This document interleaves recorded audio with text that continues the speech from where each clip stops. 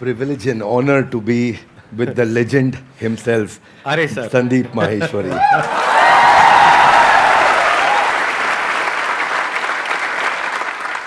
Sir के बारे में मैं जितनी तारीफ करूं उतनी कम है, लेकिन अगर मेरे को शॉर्ट में कुछ कहना हो तो वो ये है कि आप में से बहुत सारे लोगों को शायद पता नहीं है, डॉक्टर विवेक बिंद्रा सर का सिर्फ इंडिया का नहीं पूरे वर्ल्ड का सबसे बड़ा एंटरप्रेन्योरशिप का चैनल है।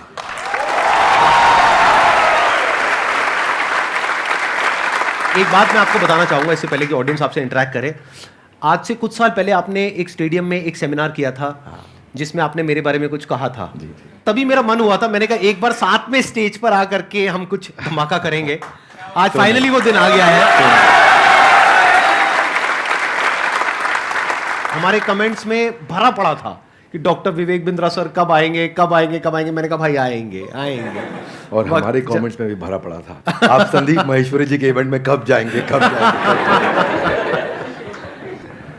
आपका ये जो लुक है थोड़ा सा डिफरेंट है जो आपकी वीडियोस में होता है ज़्यादातर उससे। वो एक्चुअली मेरी मजबूरी है, क्योंकि मेरा साइज पहले डबल एक्सेल था, फिर एक्सेल हुआ, फिर एल हुआ, तो इतनी जल्दी जल्दी सूट्स नहीं बदल रहे थे।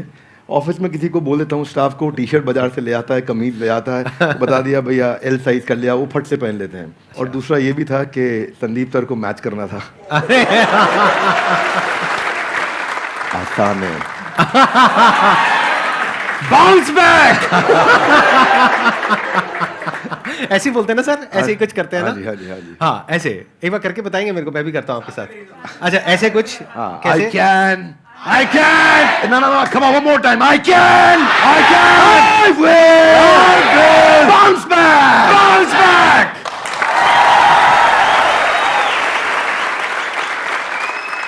एंटरप्रेन्योरशिप की इनको बहुत अच्छी नॉलेज है। तो अगर आज का टॉपिक हम एंटरप्रेन्योरशिप रखें तो कैसा लग रहा है आइडिया? कितने एग्री करते हैं इस टॉपिक से? सर आप क्या कहते हैं? अरे वाह बहुत बढ़िया हो गया। मेरे को यही था कि सर एग्री कर जाएं, बस फिर बढ़िया हो जाएगा काम। तो एंटरप्रेन्योरशिप आज का हमारा टॉपिक है। तो जो भी आप क्वेश्चंस पूछने वाले हैं वो एंटरप्रेन्योरशिप से रिलेटेड होंगे, बिजनेस से रिलेटेड होंगे, चाहे आप कोई बिजनेस करने वाले हैं चाहे कर रहे हैं।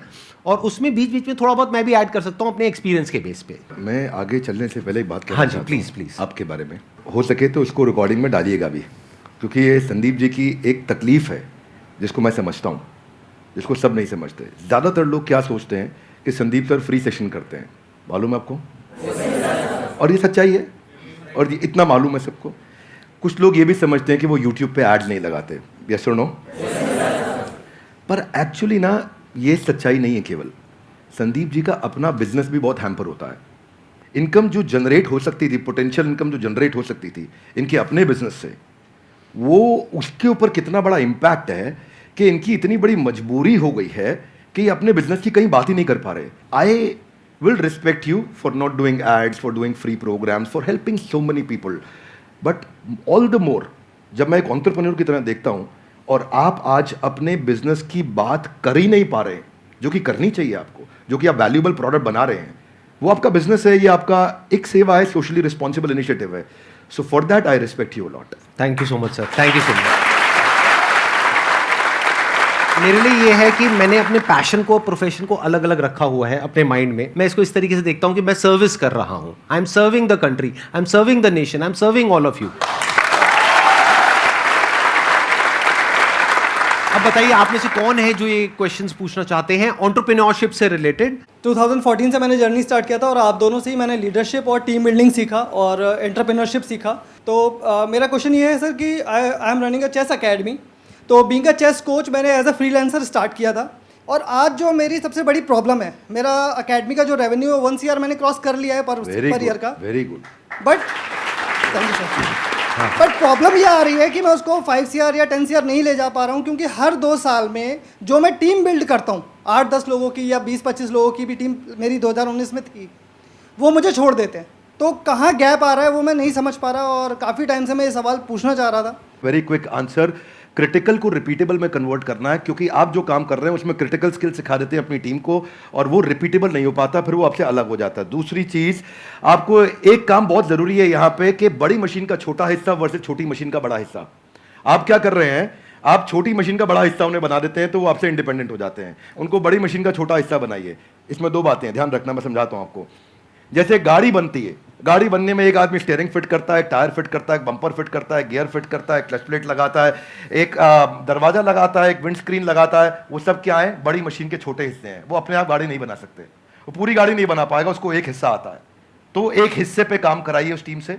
अगर वो बड़ा हो रहा है और वो छोटी मशीन का बड़ा हिस्सा बन रहा है और उसको पूरी गाड़ी बनानी आ गई है अब, तो फिर वो आपके एम्प्लॉय बनने के लिए नहीं है। अब आप उसको पार्टनर बनाइए तो आपको छोड़ के नहीं जाएगा।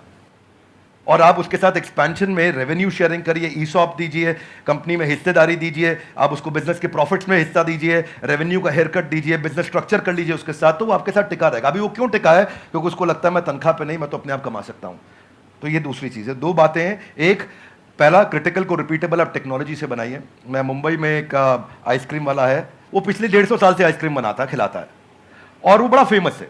दुनिया भर में लोग उसकी आइसक्रीम लेकर के जाते हैं, उसका मिल्क शेक लेके जाते हैं। वो ड्राई आइस में पैक करके देता है, डब्बे में सील करके देता है। और मैं भी देखा, बड़ा अच्छा लगा मुझे देख करके। लेकिन तो बड़ा बड़ा लिखा है कि हमारी देश में कोई दूसरी ब्रांच नहीं है।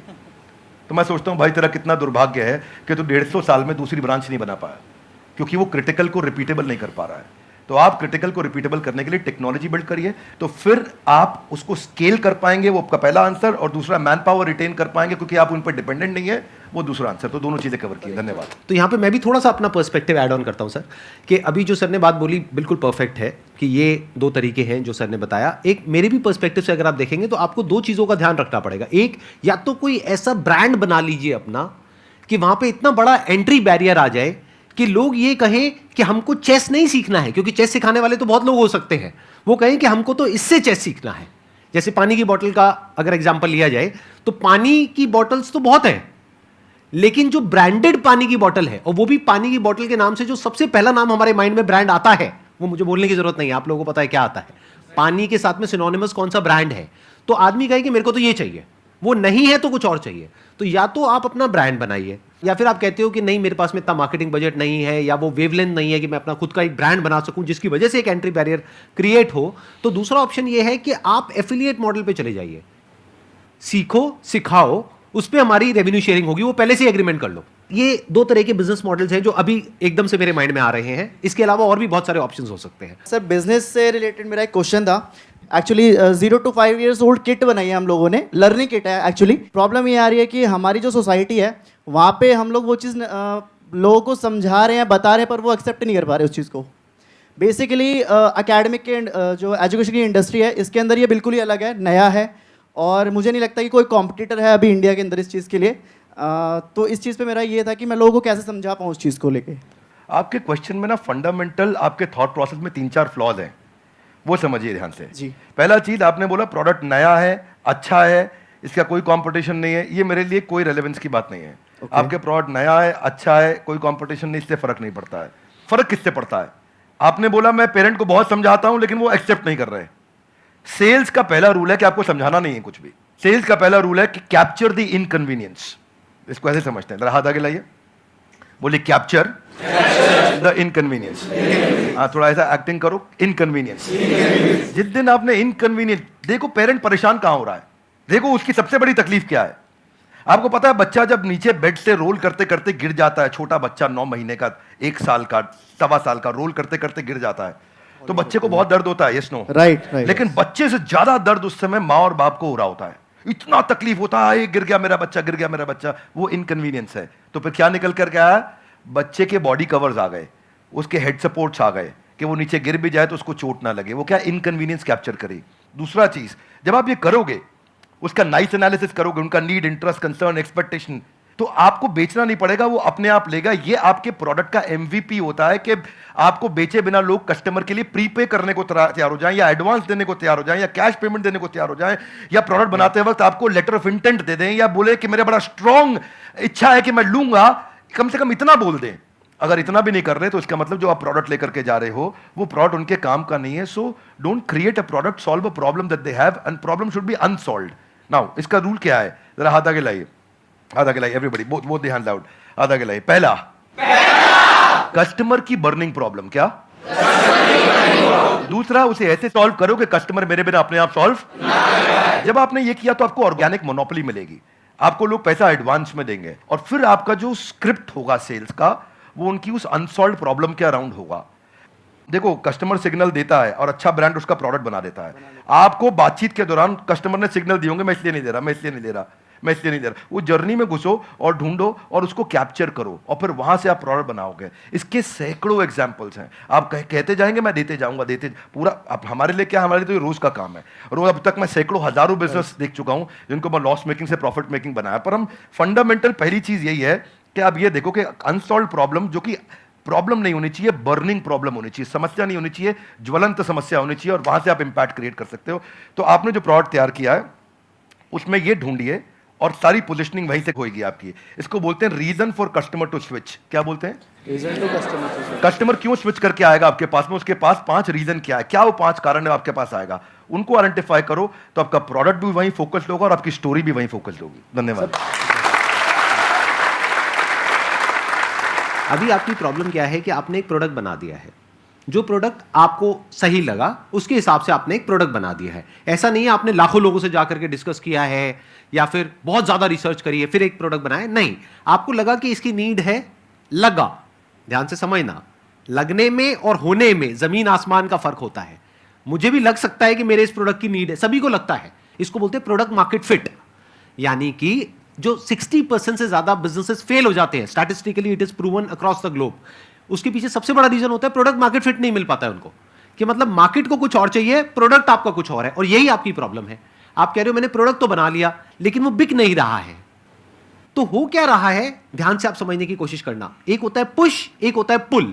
कि आपको पुश करना पड़ रहा है अपने प्रोडक्ट को, लेकिन फिर भी सामने वाला रेजिस्टेंट है, वो कह रहा है हाँ ठीक है सोच के बताऊंगा। तो अभी वो बर्निंग नीड नहीं है, जो भी सर ने वर्ड यूज किया। तो वो जो बर्निंग नीड होती है ना, तो आपको पुश नहीं करना पड़ता है, वहां पे पुल अप्रोच काम आती है।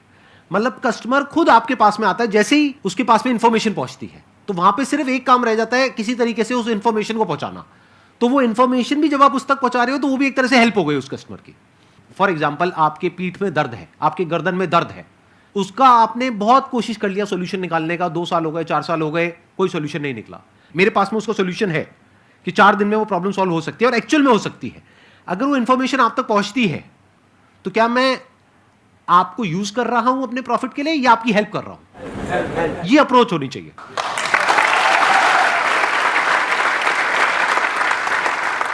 सर, मेरा एक छोटा सा क्वेश्चन है आपसे कि जैसे बिज़नेस में मुझे बहुत इंटरेस्ट है, एंटरप्रेन्योर में बनना चाहती हूँ, लेकिन मेरी लाइफ में एक छोटा सा ट्विस्ट ये है कि अभी जस्ट लास्ट ईयर मेरी मैरिज हुई, अभी बेबी भी है 7 मंथ्स का। बट मेरा जो इंटरेस्ट है उसकी वजह से, और मैं मतलब अपना बेबी और मैरिज समथिंग, मैं उसको मैनेज नहीं कर पा रही हूँ। तो मैं पूछना चाहती हूँ कि एक वुमेन एंटरप्रेन्योर का क्या माइंडसेट होना चाहिए? ये बड़ा इंपॉर्टेंट चीज है कि आप डिसीजन लीजिए और उसमें देखिए कि जो आपको आता है, जो आपको भाता है, जो बाजार चाहता है, जब इनका कॉम्बिनेशन बन जाता है तो इतना पैसा आता है कि संभाला नहीं जाता है। क्या बात है। ये देखिए क्या आपको क्या आता है, स्किल सेट, क्या भाता है, माइंडसेट आपका, मैं क्या, मेरे को अच्छा लगता है, ये अच्छा लगता है, और फिर क्या बाजार चाहता है, जो पीछे वाले भाई साहब को हम बता रहे थे कि बाजार क्या चाहता है। जब इन तीनों का कॉम्बिनेशन बन जाता है तो पैसा आता है।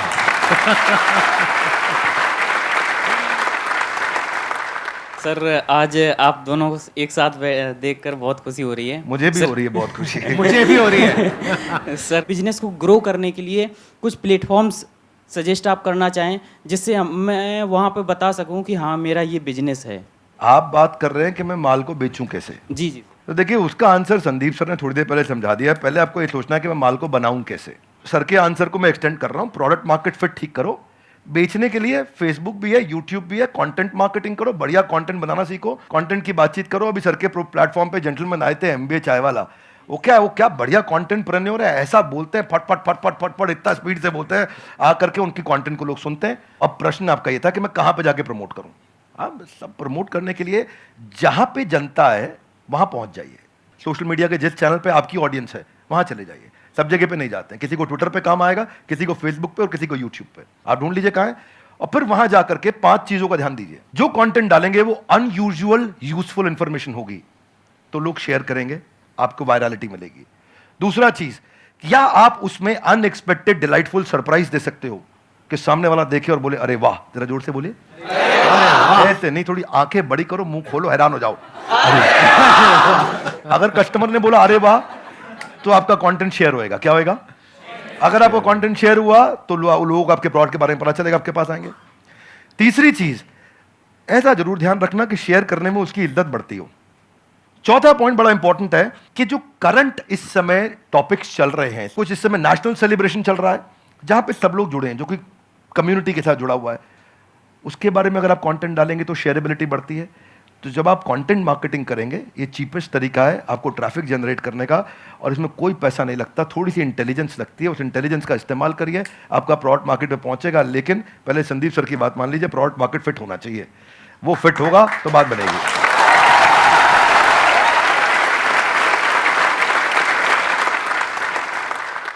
सर पहले तो आप दोनों ही मेरे गुरु हो सर, और थैंक यू सो मच। मतलब मैं आज बहुत ही लकी फील कर रहा हूँ। और मैं आप दोनों से एक ही सवाल है, आप दोनों ने भी एक यूट्यूब से ही जर्नी शुरू करी थी, अगर और भी डॉक्टर विवेक बिंद्रा और संदीप महेश्वरी हमारे देश को चाहिए, और वो कैसे बनेंगे, वो मेरा क्वेश्चन है सर। मुझे लगता है इसका आंसर संदीप सर को देना चाहिए। अरे सर, सर दोनों से सर। हाँ, आप कहते हैं तो मैं ही आंसर देता हूँ। इसके लिए सबसे जो ज़रूरी चीज़ होती है ना, वो होती है हमारे अंदर एक आग होनी चाहिए, नंबर 1। ये आपको कॉमन नज़र आएगी हमारे दोनों के अंदर। अगर कोई इंसान हमको देख करके इंस्पायर हो करके कुछ कर रहा है तब तो ठीक है, बट हमको देख करके बस एक्साइटेड हो रहा है और कह रहा है कि मैं करूँगा, तो there is a strong possibility वो कुछ दिन में छोड़ देगा, क्योंकि बहुत अप्स एंड डाउन्स आते हैं। मेरी लाइफ में बहुत अप्स एंड डाउन्स आए हैं, इनकी लाइफ में भी आए होंगे। यूट्यूब पे भी मुझे 10 साल हो गए हैं, आई थिंक आपको भी 10 साल नियर अबाउट हो गए, ज़्यादा हो गए हैं। 2014 में शुरू किया था मैंने। इनको 8 साल हो गए, मेरे को 10 साल हो गए। तो आई एम श्योर आपने भी बहुत सारे अप्स एंड डाउन्स देखे होंगे अपने इस यूट्यूब के करियर में। बहुत तरह का आपने ट्रांजिशन किया। शुरू में आई थिंक आप इंग्लिश की वीडियोस बनाते थे, फिर धीरे धीरे आप हिंदी पे आए, तब जा करके कहीं पे एक सक्सेस मिली इनको भी और मेरे को भी। और आज भी हम इनोवेट कर रहे हैं कॉन्स्टेंटली, मैं भी कर रहा हूँ, ये भी कर रहे हैं, क्योंकि अगर नहीं करेंगे तो वो बोरिंग हो जाएगा, मोनोटोनस हो जाएगा। तो होता क्या है कि हर इंसान को अब तो चाहिए, मतलब उनको मेरे जैसा इनके जैसा बनना तो है, उनको 2 करोड़ सब्सक्राइबर्स तो चाहिए, लेकिन उसके लिए जो डाउन्स होते हैं वो नहीं चाहिए किसी को भी। मतलब कि जब ये जो सेमिनार हॉल अभी पूरा भरा हुआ दिख रहा है ना, पीछे तक बैठने की जगह नहीं है। There was a point in time in my this YouTube career when I started, जब मैं फ्री सेशंस करता था, अपने छोटे से ऑफिस से शुरू किया था, 100 लोग रजिस्टर करते थे सेशन के लिए, उसमें से मुश्किल से 10-15 लोग आते थे, बाकी चेयर्स पीछे खाली पड़ी है। सोचो मोटिवेशन क्या होगा। मतलब आप तो बड़े अच्छे से समझते हैं सर, पब्लिक स्पीकिंग आपने करी है, कि हम स्टेज पे चले गए, मैं जा करके यहाँ पे खड़ा हुआ हूँ और यहाँ पे जा करके देख रहा हूँ पीछे सारी खाली चेयर्स, और उसमें से भी कई बार क्या होता था कि कुछ लोग पीछे जा करके बैठ जाते थे, उनको आगे बुलाना पड़ता था। मतलब सोचो ना प्रॉब्लम कितनी बड़ी है, क्योंकि अब मैं कुछ भी बोलूंगा तो उनको आगे खाली चेयर्स दिखेंगी। अब अगर वो आगे बैठे हैं तो उनको पीछे नहीं दिख रही खाली चेयर्स, मुझे दिख रही है। तो मुझे उस वक्त भी अपना 100% देना है। यानी कि जब प्रॉब्लम है लाइफ में, जब कुछ भी वैसा नहीं हो रहा है जैसा आप चाहते हो, तब भी अगर आप अपना 100% दे सकते हो तो आप हमारे जैसा या और जो हमारे जैसे लोग हैं उनके जैसे बन सकते हो। लेकिन अगर आपको सिर्फ हमारी सक्सेस तो चाहिए, हमारे फेलियर्स नहीं चाहिए, हमारी जो अपसाइड है वो तो चाहिए, हमारी डाउनसाइड नहीं चाहिए, हमारी स्ट्रगल्स नहीं चाहिए, हमारी प्रॉब्लम्स नहीं चाहिए, हमारा स्ट्रेस नहीं चाहिए, हमारी एंजाइटी नहीं चाहिए। यूट्यूब पे अगर आप जा करके देखोगे, इनके चैनल पे, मेरे चैनल पे बहुत सारे कमेंट्स पॉजिटिव होते हैं, लेकिन कुछ नेगेटिव भी होते हैं। और हमारा माइंड ऐसा है, जो इंसान का दिमाग है ना, वो इतना खतरनाक है कि ध्यान वहीं जाता है जो नेगेटिव होता है। जैसे जो दांत नहीं है, सीधा जीभ वहीं जाती है, बार बार वो चीज़ दिखती है। और वो कई बार इतने नेगेटिव होते हैं कमेंट्स जिसकी कोई हद नहीं है, क्योंकि यूट्यूब पे क्या है, किसी का फेस तो दिख नहीं रहा है, कोई भी आकर के कुछ भी बोल के चला जाता है। अब वो तो बोल करके चला गया, अब पता नहीं वो 12 साल का बच्चा है या कोई 60 साल का आदमी है, पता ही नहीं कौन है, फेसलेस है, नेमलेस है, नाम भी नकली है, कुछ भी बोल करके चला गया, आपके दिमाग में वो चीज़ बैठ जाती है।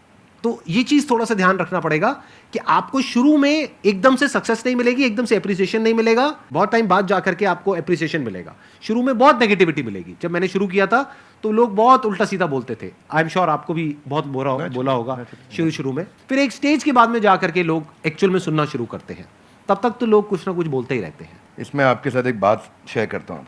भगवद गीता में एक अर्जुन का एक श्लोक आता है, राज सुख लोभेना, कि मैं इसके लिए युद्ध नहीं करूंगा।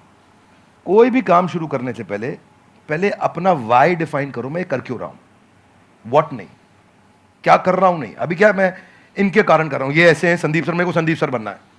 क्यों बनना है? पर्पज आ गया ना, इधर आग लगेगी। सर ने कहां से शुरू किया आंसर? आग होनी चाहिए। आग कैसे आएगी? कारण चाहिए पहले। क्यों कर रहा है भाई?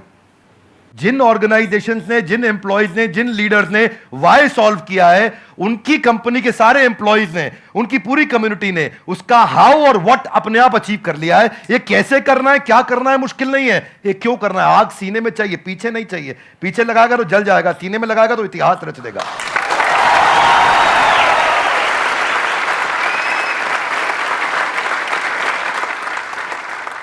Only substantiating to what he said कि आग होनी चाहिए, वो कारण चाहिए। अर्जुन शुरू में युद्ध नहीं करना चाहता था, क्योंकि उसको कारण ही समझ नहीं आ रहा था मैं युद्ध क्यों करूं। उसको लगा कि यार मैं राजचुक के चक्कर में करने लग रहा हूं मैं तो। और वो ईमानदार आदमी था, पहले ईमानदारी बाद में दुकानदारी। तो वो उसने कहा कि भाई ये तो मैं करूंगा ही नहीं, ये तो गड़बड़ हो गया। फिर कृष्ण ने बाद में चर्चा करी, राजचुक लोभेना नहीं है, there are principles why we are doing it and what we are doing. तो कृष्ण ने भगवत गीता में पूरा वाई क्लियर किया, पर्पस क्लियर किया। जिस दिन कारण समझ में आ गया ना, उसके बाद वो आग लगाएगा, फिर भागेगा। पर उसके बाद सर्कमस्टेंशियल नहीं होगा, सब्सटेंशियल होगा। सर्कमस्टेंशियल कौन है? जब अच्छा कमेंट आया, अरे अरे मजा आया। जब बुरा कमेंट आया, अरे ये क्या हो गया, ये सर्कमस्टेंशियल है। सब्सटेंशियल है, आजू बाजू कुछ भी हो, परिस्थिति कुछ भी हो, मनस्थिति नहीं बदलेगी अपनी। अपन वैसे के वैसे रहेंगे, वही स्पीड रहेगी, वही बना रहेगा, वो चलता रहेगा। क्यों चल रहा है वो आप समझना है आपको। सेल्फ स्टार्ट बनना है कि पुश स्टार्ट बनना है?